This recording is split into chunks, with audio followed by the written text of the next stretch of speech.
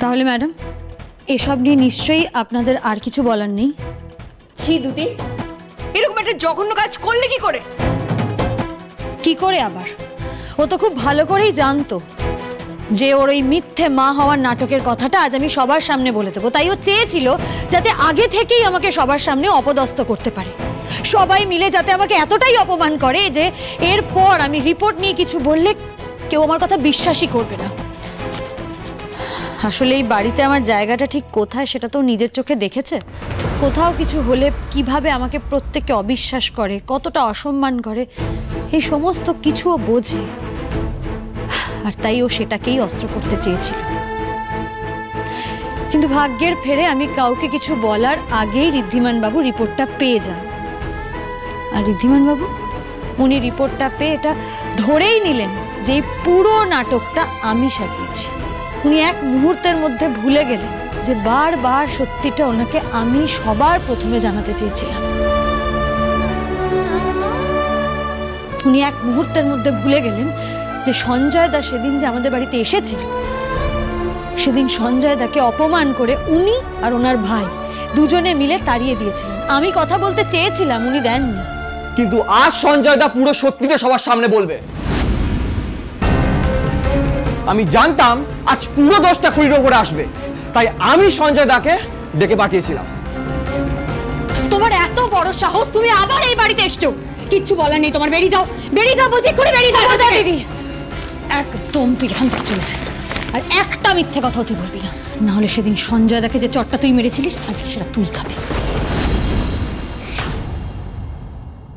বলো সঞ্জয় দা, সবটা বলো, কাউকে ভয় পাওয়ার কোনো প্রয়োজন নেই তোমার।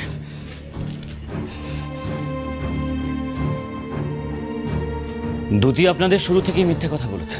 ও প্রেগনেন্ট নয়, ও আমাকে দিয়ে এই ফেক প্রেগন্যান্সি রিপোর্টটা বানিয়েছিল। আমি ছোটবেলা থেকেই দুতিকে পছন্দ করি, আমি ওর প্রতি ভীষণ দুর্বল, তাই কোনোদিন কোনো রকম কোনো কথা আমি ফেলতে পারি না। তাই এত বড় অপরাধে আমি ওকে সাহায্য করে ফেলেছি। আমি শুধুমাত্র ওর জোড়াজুড়িতে বাধ্য হয়েছিলাম আমার সাথে ওর বিয়ে ভেঙে বেরিয়ে আসতে, এই মিথ্যে রিপোর্ট বানাতে, যাতে করে ও আপনাদের বাড়ির বউ হতে পারে। তবে এই সব কিছুতে খড়ির কোনো দোষ নেই। আপনারা প্লিজ ওকে ভুল বুঝবেন না, কারণ খড়ি এসব কিছুই জানে না। আমি দুতিকে বারবার বলেছিলাম যে ও যা করছে সেটা ঠিক নয়, কারণ এতে শুধু ওর নয় খড়িরও বিপদ হতে পারে।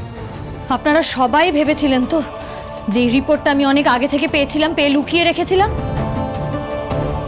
এই রিপোর্টে একটা তারিখ লেখা আছে, আর তারিখটা দেখলেই আপনারা বুঝতে পারবেন টেস্টটা অনেক আগে হলেও রিপোর্টটা ছাপানো হয়েছে কাল। দেখুন দেখুন, নিজের চোখেই দেখুন।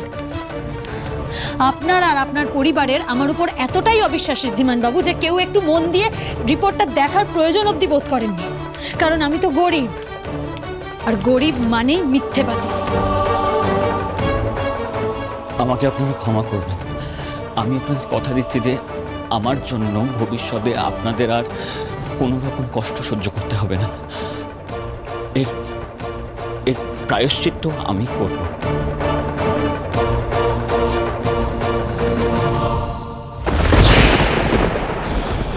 আপনাদের সবার সামনে সবটা এবার পরিষ্কার হয়ে গেল, আর আপনার কয়েকটা ভুল আমি ভেঙে দিতে চাই ঋদ্ধিমান বাবু। হ্যাঁ, আমি জানি আমার দিদি ভুল করেছে, ভুল নয় অন্যায় করেছে, অনেক বড় অন্যায় করেছে, আর তার জন্য ও শাস্তি পাওয়া উচিত। আমি চাই ও একটা চরম শাস্তি পাক। আমার দিদি বলেও ছাড় পেয়ে যাবে এমনটা আমি চাই না, কিন্তু আপনাকেও একটা কথা মনে রাখতে হবে ঋদ্ধিমান বাবু, আমার দিদি যেমন অন্যায় করেছে আপনার ভাইও কিন্তু অন্যায় করেছে। আমার দিদির দোষের আড়ালে এবার ওর অন্যায়টা আপনি আর চাপা দিয়ে দিতে পারবেন না।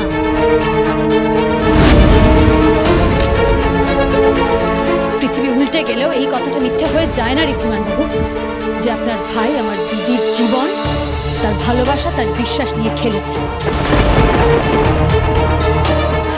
আপনার ভাই যে আমার দিদির সাথে ওই গেস্ট হাউসে ছিল সেটা তো আপনি নিজের চোখে দেখেছেন। দিনের পর দিন আমার দিদিকেও মিথ্যে ভালোবাসার জালে ফাঁসিয়েছে। হ্যাঁ, এই কথাটা এটা সত্যি যে আমার দিদি অন্তঃসত্ত্বা নয়, কিন্তু তার মানে এই নয় যে এত বড় একটা অন্যায় করেও পার পেয়ে যাবে। ওর অন্যায়টা কিন্তু এত সহজে ক্ষমা করে দেওয়া যায় না ঋদ্ধিমান বাবু। আবার তুমি আমার ছেলের দিকে আঙুল তুলছো? এত বড় স্পর্ধা তোমার? হ্যাঁ, সাহস আছে।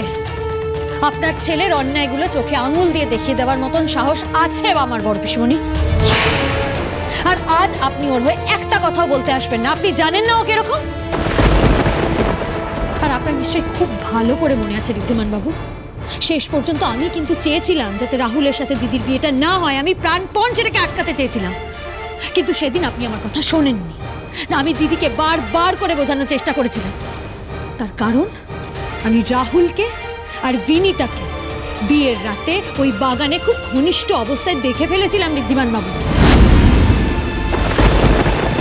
আর সেটাই বারবার বলার চেষ্টা করেছিলাম। না সেদিন আপনি আমার কথা শুনেছিলেন, না সেদিন আমাকে আপনি বিশ্বাস করেছিলেন। আপনি কি বলেছিলেন? যে আমি নাকি ষড়যন্ত্র করে আপনার পরিবারের অসম্মান করতে চাইছি, আপনাদের অপমান করতে চাইছি, তাই এই বিয়েটা আটকাতে চাইছি। আপনি আমার হাত বেঁধে রেখে দিয়েছিলেন, মনে আছে আপনার? মনে পড়ে কথাগুলো? এটা কি করছেন আপনি? ছাড়ুন আমার। যতক্ষণ না বিয়েটা হচ্ছে ততক্ষণ আপনার হাত এভাবেই বাঁধা থাকবে। কোনো গন্ডগোল আমি আপনাকে বাধা দিব না।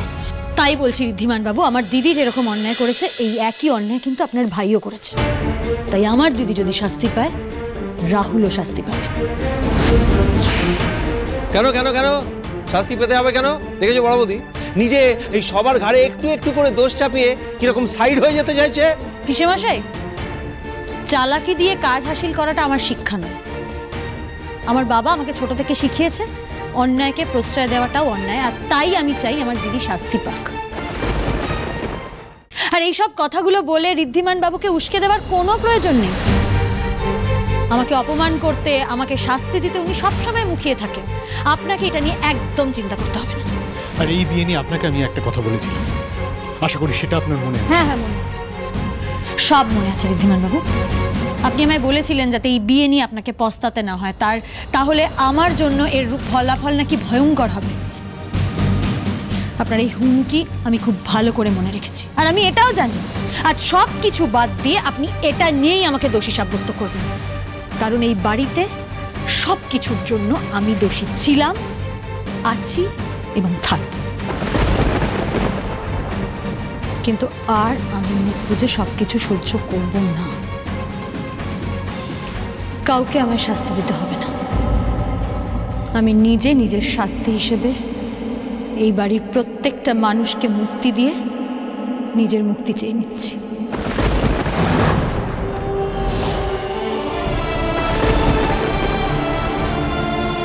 যে বাড়িতে আমার কোনো সম্মান কোনোদিনই ছিল,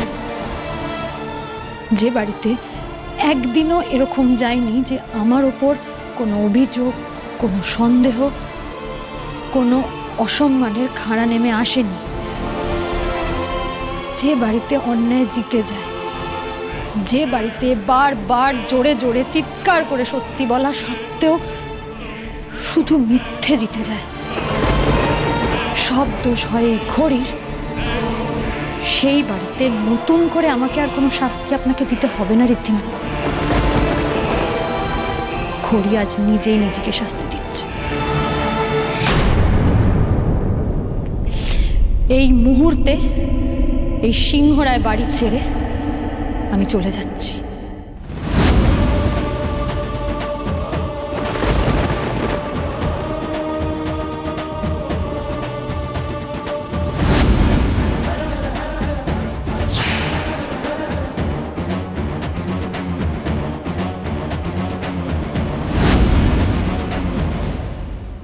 আমি চাই তুমি কালই ও বাড়িতে যাবে, খড়িকে ভালো করে বুঝিয়ে ওকে এ বাড়িতে ফেরত নিয়ে আসবে। আমি থাকতে ওই ঋদ্ধি আর খড়ি কোনোদিন এক হতে পারবে না। একদিকে ওই ঋদ্ধির স্বপ্নের বিজনেস সিংহরায় জুয়েলার্স চলবে, আর একদিকে হবে খড়ির সর্বনাশ।